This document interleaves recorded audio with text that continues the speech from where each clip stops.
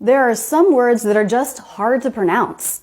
Forget being a non-native speaker. Americans can't even get these words right.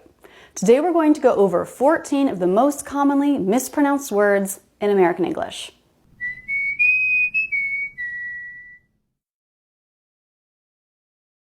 The other night I was watching Netflix. It was a documentary, Ugly Delicious Episode 2. And I saw a native speaker completely mispronounce a word. I don't know if putting it into the echelon of high dining. Excuse me? I actually had to go back and turn on the subtitles to make sure he was saying the word I thought he was saying, but mispronouncing it. I don't know if putting it into the echelon of high dining. He was. How is that? How is it that Americans mispronounce words in their own language?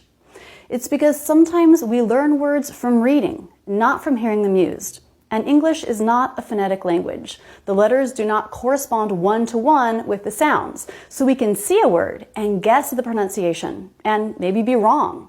Someone who reads a lot may learn lots of words that they've never heard pronounced. So it's actually really easy for native speakers to mispronounce a word.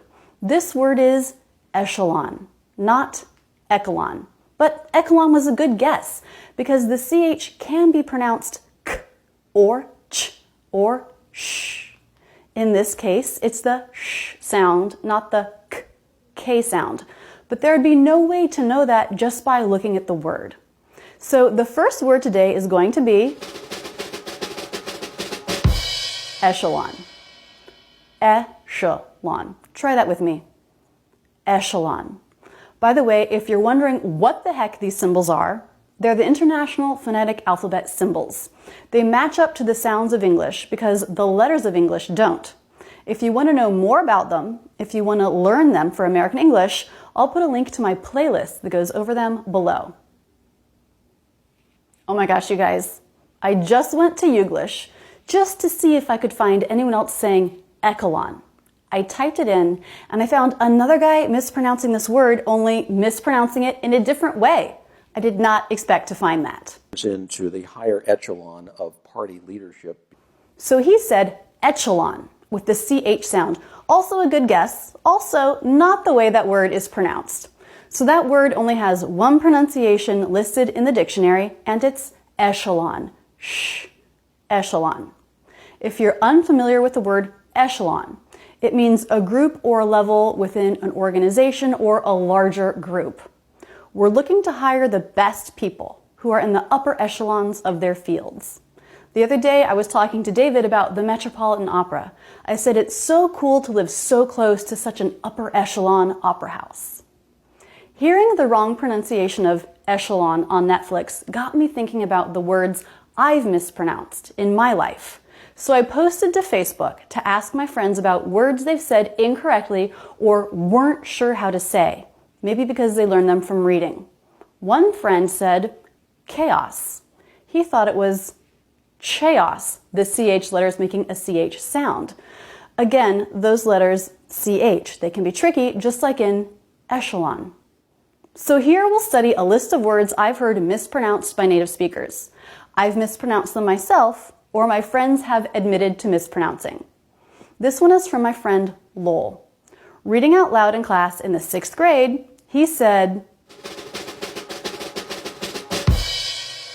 shalude. Okay, so he mixed up the L and the D, and he also didn't make a K sound. Sk, sk.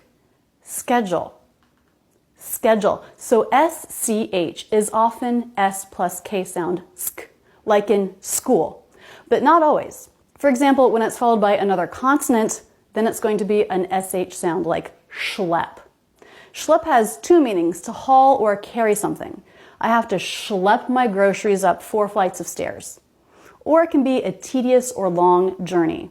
It takes me an hour to get to work on the subway, and I have to make 2 transfers, so it's a schlep. Now the word schedule. That's a word that my students have requested a lot, so I do have a video that goes over how to pronounce that word in detail. I'll link to it at the end, or you can see the link in the video description. Here, I found one that even the guy in the dictionary mispronounces. Acai. It's acai. Now, I get it. When words come to us from other languages, it can be really hard, but come on. This one is written with stress on the last syllable. It's acai, not acai. Do you know this? It's a berry supposed to be very, very good for you, often put in smoothies. And yes, I've definitely heard Americans pronounce this acai. I mean, with the letters, that pronunciation would make sense in English, but it's acai. This next one I have definitely mispronounced before, just like Lowell did with schedule. I think we mispronounce it because in our minds, we switch some of the letters. We think it's spelled like this. So we say mischievous, but it's not that. It's mischievous. It's not hard to find examples of people mispronouncing this word. That suggested a mischievous side. Tasty kids sitting in a basement doing something mischievous. And loads of mischievous fun. Probably any of the very mischievous ones. Being somewhat mischievous. Mischievous. But remember, no, that's not it. That's wrong. It's just 3 syllables. It's mischievous. Mischievous. If you're not familiar with this word, it means playful, but maybe doing something a little bad. My new puppy is a little mischievous. He's always eating my shoes. Now this one, again, for some reason, some native speakers add an extra syllable. The word is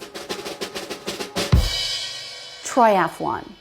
Yes, I myself am guilty of mispronouncing this word. I used to say triathlon, adding an extra syllable after th, triathlon.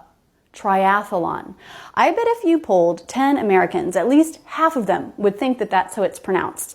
They'd probably misspell it too, putting in an extra A. And competed on the triathlon team. Wants to do a triathlon? Or you're doing a triathlon or something like that. Half Ironman triathlon. But it's not 4 syllables, it's 3. Triathlon. Triathlon. A triathlon is a race, swimming, biking, and running. All right, the next one is an example from my own life. I was in the 10th grade geography class. I can't remember what I was talking about, but I used this word. Facade. But that's not how I said it. I said facade, barricade, cascade, decade. Facade made sense, but that's not the pronunciation. Facade. The C is the S sound. That's not uncommon. It's S in lots of words like circle and city. Facade. I have 2 friends who said they were unsure of how to pronounce these 2 words. Vague and vogue.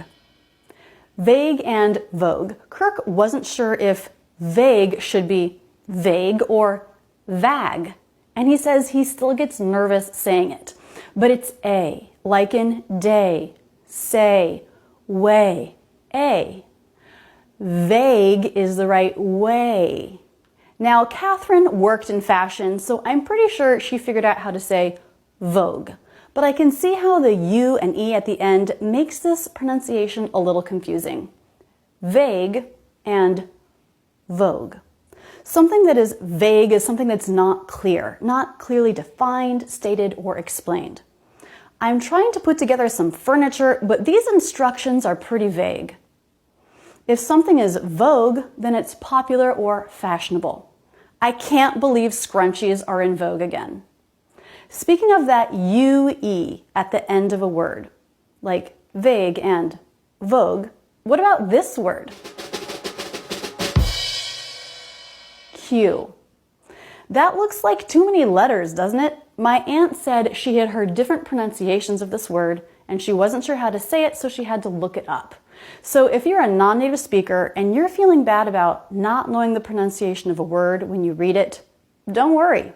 Native speakers have that same problem. This word is Q, just like saying the letter Q out loud, Q. It also has the same pronunciation as this word, queue. Queue is a line. Queue up to try to get tickets to the show. Q is a signal, C-U-E. For example, if you're at someone's house in the evening and they keep yawning, That might be your cue to go home. I have two more with Q-U-E.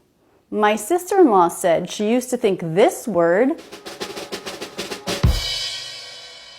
was antique, but that's not it, it's antique. And a friend of mine once heard someone say this word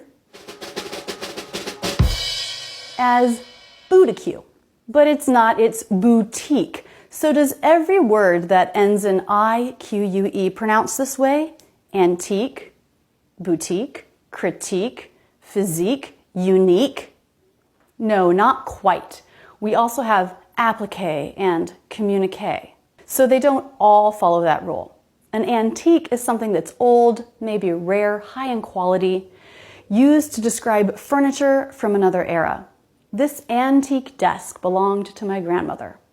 A boutique describes a small, fashionable business. A boutique hotel, for example, doesn't have a lot of rooms, and each room is really individual and tastefully done. Our next word is artisanal. My friend said she once had to correct a smart friend who had said artisanal. Stress can be tricky. There aren't many rules about it. This word does have second syllable stress, artisanal. Something that is artisanal is something handmade, often in a traditional way. Artisanal bread, artisanal cheese. Something handmade in a small batch, different from something made in a factory. Artisanal. Next is cognac. My friend Emily said, I said it loudly at a party and the room got very quiet. I thought it was pronounced cognac. I can see why she thought that. Look at the letters, cog-nac, but it's cognac. Cognac. Cognac is a very high quality brandy. Next is draft. This word is confusing because it looks like it should be the pronunciation of this word, drought. The one with OU is pronounced drought. The one with AU is pronounced draft. Draft is common because beer in kegs is called draft beer, and a lot of people prefer drinking that to beer that's bottled or canned. Drought with OU is a long period with little or no rain.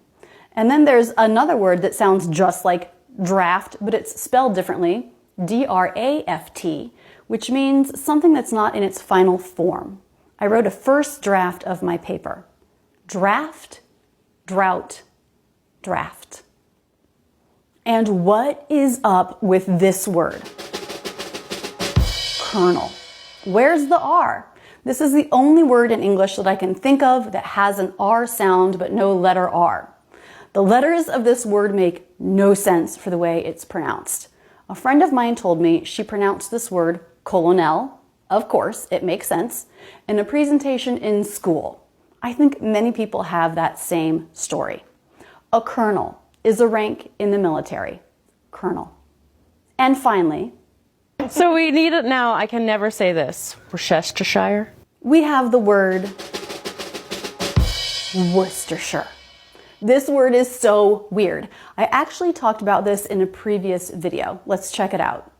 This is one of the few cases where we're actually retaining British English pronunciation. This sauce was first made in the city of Worcester, England.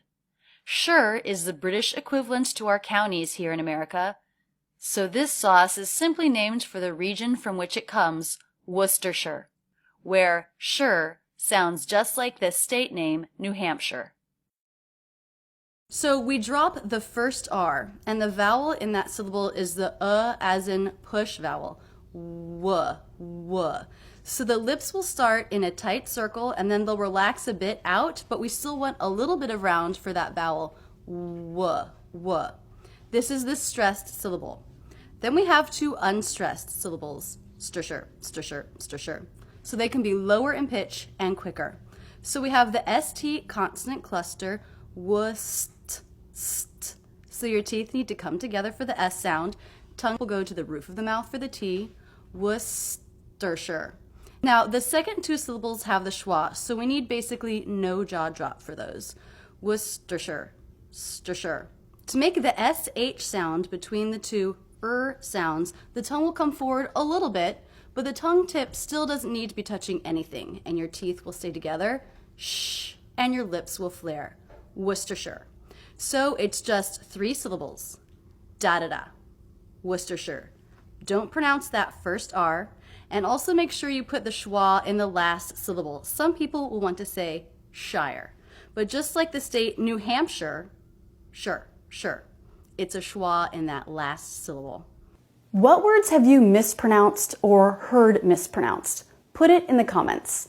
Okay, earlier I promised you a link to the word schedule. I actually had a series going for a while called Word of the Week, where I made a video on how to pronounce a specific word that someone out there had requested. All sorts of good words for non-native speakers. I'm going to link to that playlist here. Be sure to subscribe and come check me out every Tuesday, where you'll get a new video on the English language. I love teaching you English. Thank you for being here with me. That's it, and thanks so much for using Rachel's English.